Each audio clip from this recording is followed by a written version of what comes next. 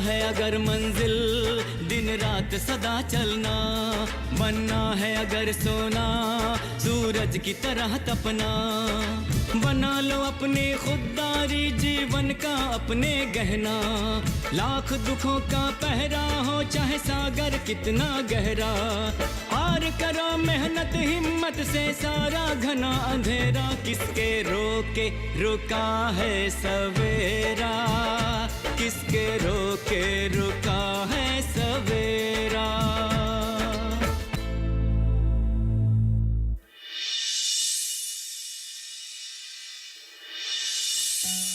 इंसान जब चाहे अपनी शिक्षा का शुरुआत कर सकता है।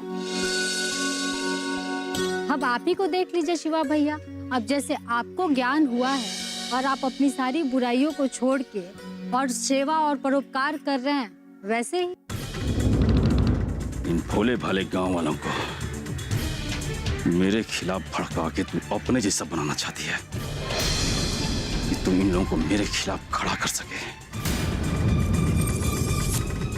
तू इस चाल में कभी कामयाब नहीं पाएगी। तेरे हर काम को नाकाम करने की कोई कसर नहीं छोड़ूंगा।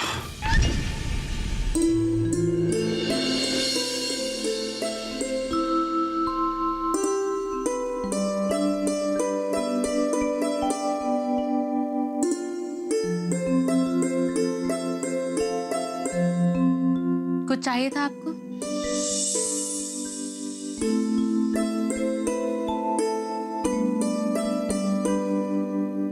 नहीं। लीजिए। हमारे तुम्हारे बीच ना कुछ नहीं बदलने वाला। तो बदलने के लिए कह कौन रहा है? तुम्हें क्या लगता है तुम जो कुछ ये कर रही हो उससे मैं तुम्हें अपनी पत्नी मान लूंगा? हरगिज नहीं। इसमें मानने न मानने वाली बात कौन सी है? विधाता ने जो एक बार रच दिया सो रच दिया, इसे न आप बदल सकते हैं और न मैं। तुम्हें मेरे साथ ना सिवा तकलीफ के कभी कुछ नहीं मिलेगा, समझी? सीता जी जब राम जी के साथ वनवास गई थी तब उन्होंने अपनी तकलीफ के बारे में नहीं सोचा, उन्हें तो सिर्फ अपने पति का साथ निभाना था। मैं कोई प्रभु श्री राम नहीं हूँ। पता है श्री राम कोई नहीं हो सकता, वो एक ही हैं और आप भी एक ही हैं।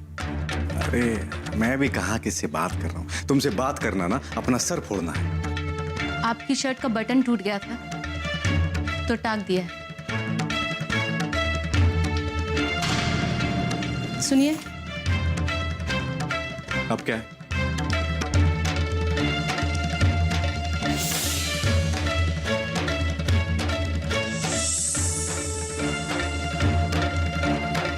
पति पत्नी का रिश्ता शर्ट की बटन जैसा होता है, कभी कभी टूट जाता है, इसका मतलब ये नहीं कि उसे अपने आप से अलग कर दिया जाए। मुझे विश्वास है एक दिन आप मुझे जरूर अपनाएंगे। तुमने गांव के लोगों को जो प्रौढ़ शिक्षा के लिए जागरूक किया है ना, वाकई काबिले तारीफ है किरण। मैं तो बस अपना काम कर रही हूँ, लेकिन ये तभी जागरूक हो पाएंगे जब गांव वाले खुद ही शिक्षा के महत्व को समझें और खुद उस कार्य को आगे बढ़ाने के लिए जागरूक हों। एक न एक दिन तो सबको समझना ही पड़ेगा, क्योंकि जिस तरह से हमारे लिए हवा, पानी, भोजन की आवश्यकता होती है, उसी तरह हमारे जीवन में शिक्षा की भी बहुत जरूरत है। शिक्षा के अभाव में जागरूकता ना होने के कारण लोग गांव छोड़कर शहर जा रहे हैं, जबकि हमारे यहाँ बहुत सारे अवसर हैं, उन्हें शहर जाने की कोई जरूरत नहीं है। समझ सकती हूँ धीरज, पर क्या करें, अब इन गांव वालों को पहले कोई था ही नहीं समझाने के लिए। तो मेरे आने से क्या बदल गया?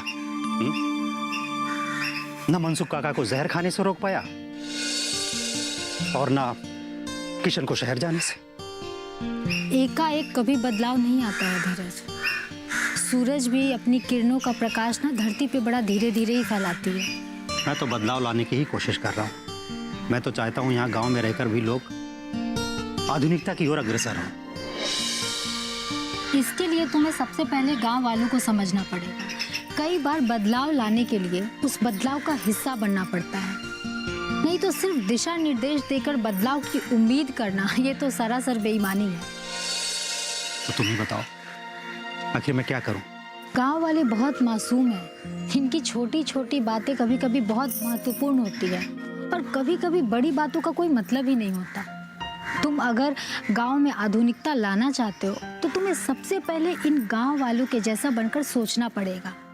तब तुम्हें पता चलेगा कि ये नई चीज़ों को अपनाने से इतना क्यों डरते हैं।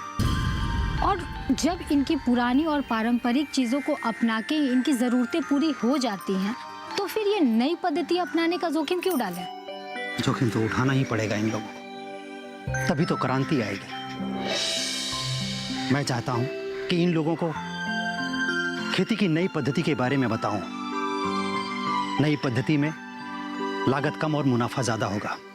बस जरूरत है हमें एक कदम बढ़ाने की और हमारे गांव का विकास खुद ब खुद हो जाएगा। बदलाव हमेशा अपने आप नहीं होता है धीरज, उसके लिए खुद मेहनत करना पड़ता है। उस विकास को लाने के लिए खुद आगे बढ़कर मेहनत करना पड़ता है।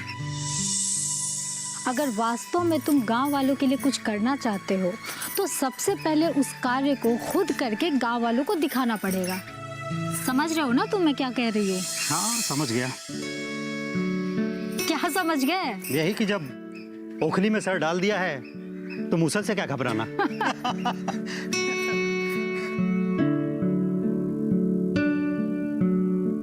अच्छा, तो यहाँ ये कहानी चालू है। अब तो ये बात पूरे गांव में है।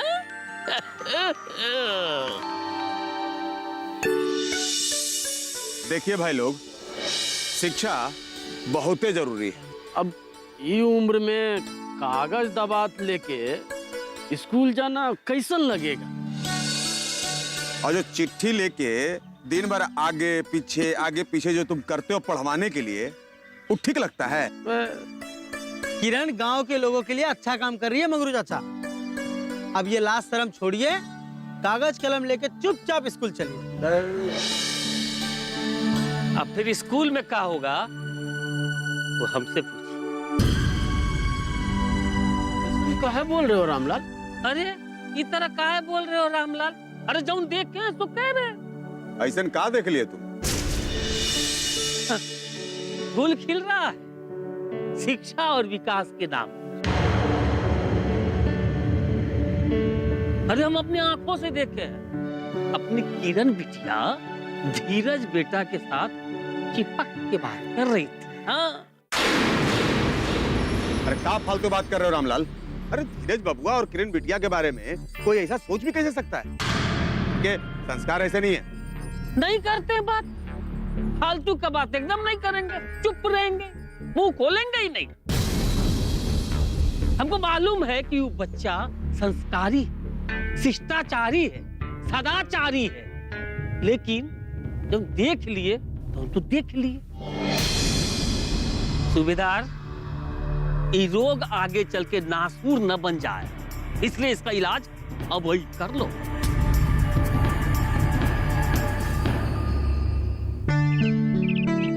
माँ, हाँ? आज खाने में क्या बना रही हो?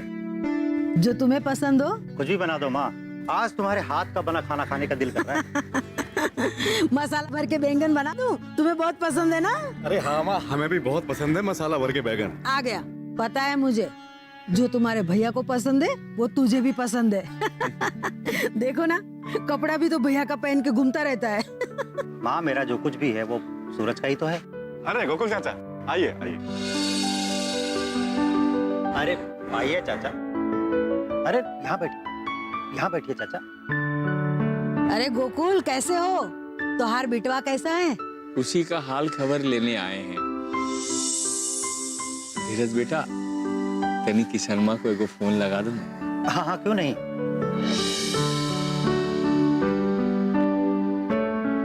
नेटवर्क भी है, लाइए चाचा, नंबर दीजिए। ये उसी के साथ एक लड़का रहता है, उसी का नंबर है। अच्छा, ये लीजिए चाचा, नंबर लग गया। अच्छा अच्छा, बात कीजिए। हेलो, हेलो, हम बोल रहे हैं किशन के बाबूजी। अच्छा अच्छा। हाँ बेटा किशन। हाँ बेटा, कैसे हो बेटा? तबीयत सब ठीक है ना? अच्छा अच्छा अच्छा, बहुत बढ़िया बेटा। तुम कब आओगे बेटा? हमारा मन नहीं लग रहा है बेटा तुम्हारे बिना, जल्दी आ जाओ बेटा।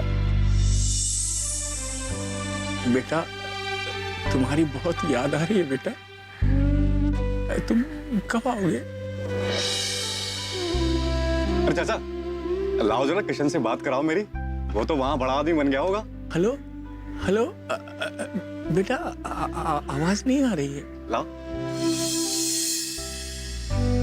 अरे लो, नेटवर्क चला गया, हमारी तो बात ही नहीं हो पाई किशन से।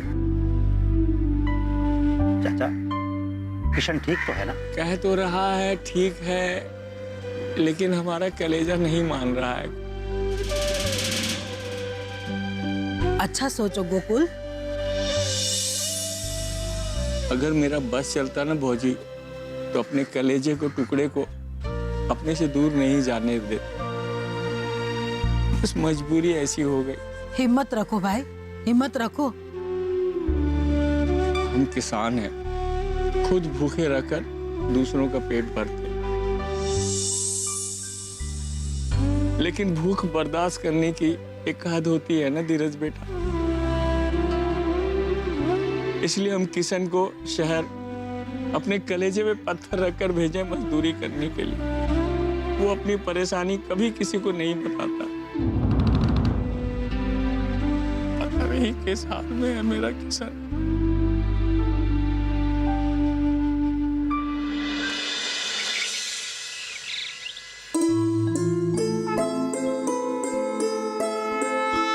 माँ, अब तुम मुझे क्यों शहर जाने से रोक रही हो?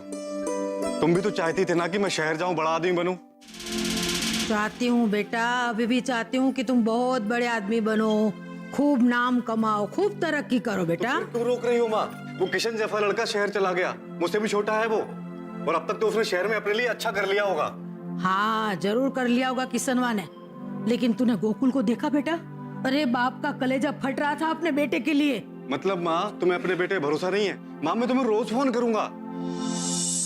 बेटा, फोन करने में और पास होने में फर्क होता है। अरे तू मेरी आंखों के सामने रहेगा तो कम से कम दिल को ये तसल्ली तो रहेगी कि तू मेरे साथ है। छाया भले ही हॉस्टल में रहती हो, लेकिन तुम्हें पता है मुझे उसकी कितनी चिंता लगी रहती है। अब ये क्या बात है माँ? इस तरह से बोलोगी तो मैं कैसे जाऊंगा? मुझे तो लगता था कम से कम तुम मुझे समझोगी, मेरा साथ दोगी। अरे मैं तुम्हारा साथ दे रही हूँ ना, मैं कहाँ मना कर रही हूँ कि तुम शहर मत जाओ, लेकिन बेटा अभी मत जाओ। अरे गोकुल का चेहरा देखकर तो मेरा मन नहीं मान रहा है, बस अभी मत जाओ। मुझे तो समझ ही नहीं आ रहा है कि मैं आखिर गांव में कर क्या रहा हूँ। मेरे जैसा आदमी यहाँ सिर्फ बर्बाद हो रहा है। अगर माँ बाप किसी बात के लिए रोकते हैं तो हमें उनकी बात मान लेनी चाहिए। अब तुम मुझे समझाओगी कि मुझे क्या करना चाहिए और क्या नहीं करना चाहिए? ऐसी बात नहीं है, मैं तो बस आपको ये बताना चाह रही थी कि अगर माँ के मन में किसी बात को लेकर कोई शंका है तो आप माँ के खातिर मत जाइए। तुम ना मुझे ज्यादा ज्ञान मत दो, अपना काम करो जाके। आई बात समझ में? और खामोखा मेरी जिंदगी को दखल देने की जरूरत नहीं है तुम्हें। तुम तो चाहती हो कि मैं कहीं ना जाऊं, हैं? क्योंकि तुम मेरा अच्छा तो कुछ सोच नहीं सकती हो। सूरज, ये कौन सा तरीका है अपनी बहू से बात करने का? अरे बहुरिया ठीक ही तो कह रही है, कौन गलत कह रही है का? माँ, अब तुम इसका पक्ष लोगे? अरे मैं किसी का पक्ष नहीं ले रही हूँ, बस थोड़ा डर बैठ गया है गोकुल का चेहरा देखकर। यार अब कैसे समझाऊं मैं आपको? जब तुम्हारे बच्चे होंगे ना, तब तुम्हें पता चलेगा कि माँ बाप को क्या तकलीफ होती है। अरे बच्चों की तकलीफ से माँ बाप का कलेजा मुंह को आने को होता है। देखो, मैं एक दिन शहर जाकर ही रहूंगा, वो तू देखना एक दिन मैं बहुत बड़ा आदमी बनूंगा और चाहे मुझे कुछ भी करना पड़े, मैं अपना सपना पूरा करके रहूंगा, बता दे रहा हूँ। हे भगवान, सद्बुद्धि दे मेरे बेटे को। हम भी चाहते हैं कि आप बहुत बड़े आदमी बने, पर ऐसे माँ बाप का दिल दुखाकर तो नहीं। इसी कृषि प्रधान देश में मनसुख जैसे किसान कर्ज के तले दबकर आत्महत्या करने को मजबूर हो जाते हैं। मनसुख काका के साथ जो कुछ भी हुआ उसका अफसोस है मुझे, लेकिन अगर हम लोग शांति से इस मुद्दे पर विचार करें तो ये गांव छोड़कर कोई भी नहीं जाएगा। धीरज बेटा, मैं इस गांव का प्रधान हूं और मेरी हमेशा यही कोशिश रहती है कि गांव के हर व्यक्ति के सुख दुख में शामिल हो सकूं। जानकारी जो किसानों के लिए हो लाभकारी, समस्याओं पर पड़ेगा समाधान भारी, कृषि की हर बात का ख्याल, कब कैसे की जाए बेहतर देखभाल, जानिए विशेषज्ञों के साथ, देखिए खेत खलिहान, सोमवार से शुक्रवार सुबह 7 बजे डीडी किसान पर। किसके रोके रुका है सवेरा। अरे बेटा, कौन चाहता है अपनी माटी को छोड़कर जाना, लेकिन मजबूरियां बहुत कुछ करा देती है। मैं समझ रहा हूं चाचा, जिसका दर्द होता है वही समझता है, लेकिन अगर हम लोग थोड़ी सी समझदारी दिखाएं और अपने आप पर भरोसा रखें तो इस समस्या से हमें निजात मिल सकती है। गरीबी सबसे बड़ी समस्या है बेटा। इस समस्या से कोई निजात नहीं। जिसके पास धन दौलत है वही सुखी है और वही सबसे बड़ा आदमी है।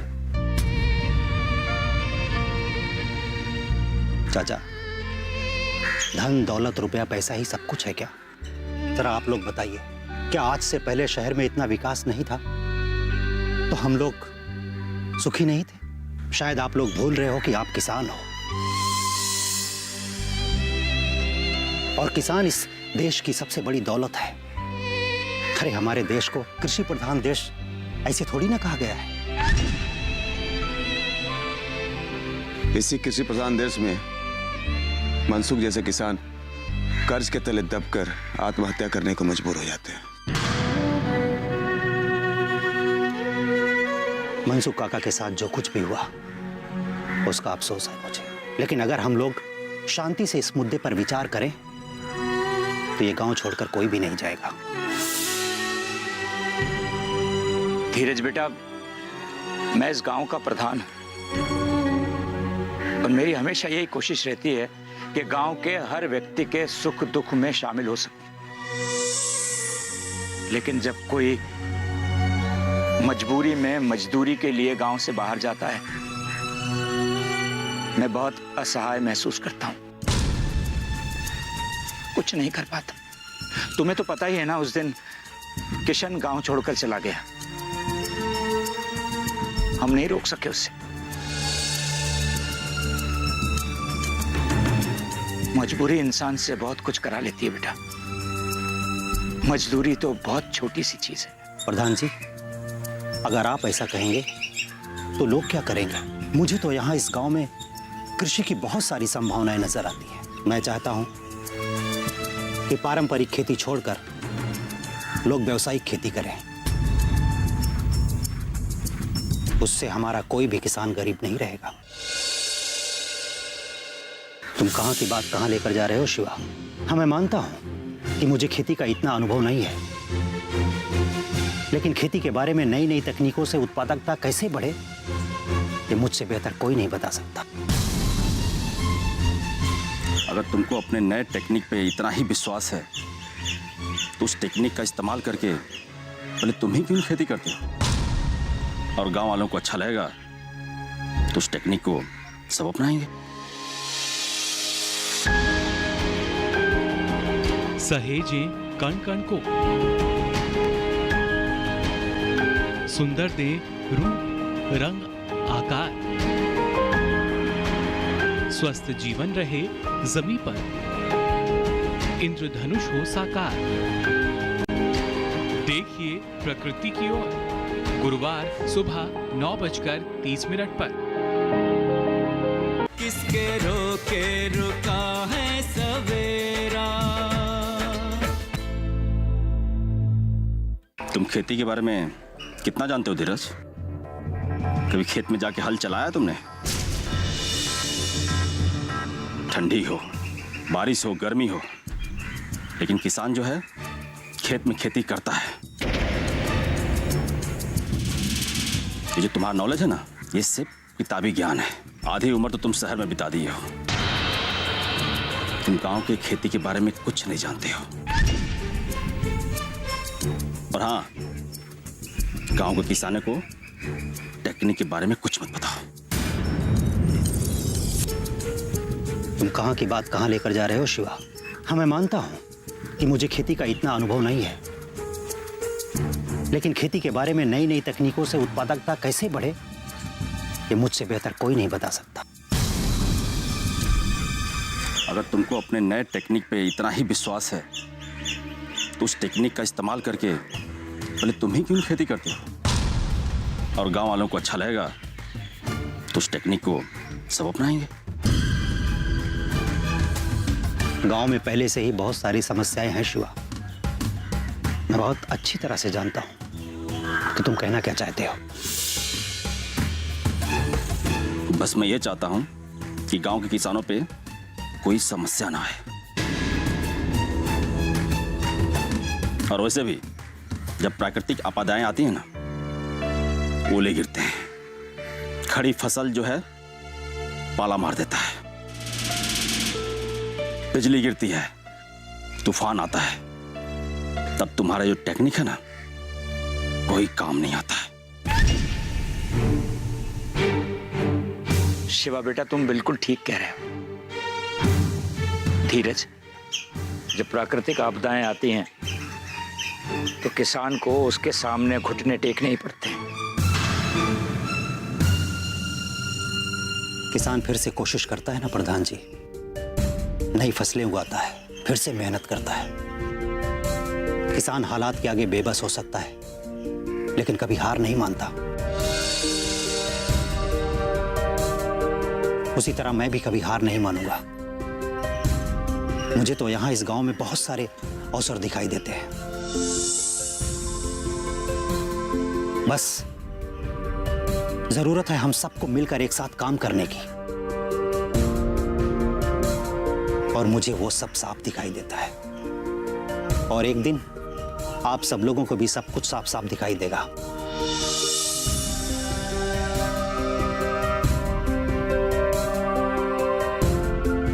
मैं इस गांव को उन्नति के शिखर पर लेकर जाना चाहता हूं, जो मेरे बाबूजी का सपना था।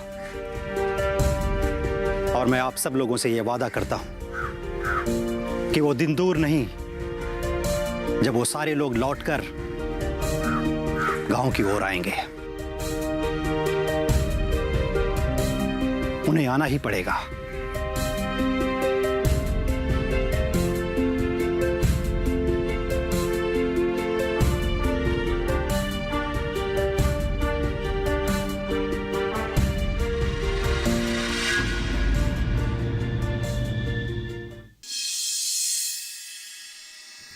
अरे तुम भी उन लोगों के पीछे पड़े हो जो तुम्हारी बिल्कुल कीमत नहीं समझते। अरे उन लोगों की जिंदगी बनाने के लिए जो संघर्ष कर रहे हो ना, उन लोगों को ये जिंदगी जीने की आदत लग चुकी है। अरे क्या समझेंगे तुम्हारी बात को? समझेंगे माँ, एक दिन समझेंगे। ये तो ओखली में सर कूटने वाली बात हो गई। अभी हंस क्यों रहा है? कुछ नहीं माँ, ये बात किसी ने मुझे बोली थी। किसने? किरनिया ने? अरे माँ, तुझे कैसे पता चला? माँ हूँ तेरी, खाली जन्म ही नहीं दिया है, बाकी पाला है मैंने तुझे आज तक। मुंह खोलने से पहले ही बता दूं कि तू क्या बोलने वाला है। भैया, उस शिवा की हिम्मत कैसे हुई आपसे इस तरह से बात करने की? वो जो खेल खेल रहा है ना, उसको छोड़ूंगा नहीं मैं। पाना है अगर मंजिल, दिन रात सदा चलना, बनना है अगर सोना, सूरज की तरह तपना, बना लो अपने खुददारी जीवन का अपने गहना, लाख दुखों का पहरा हो चाहे सागर कितना गहरा, किसके रोके रुका है सवेरा।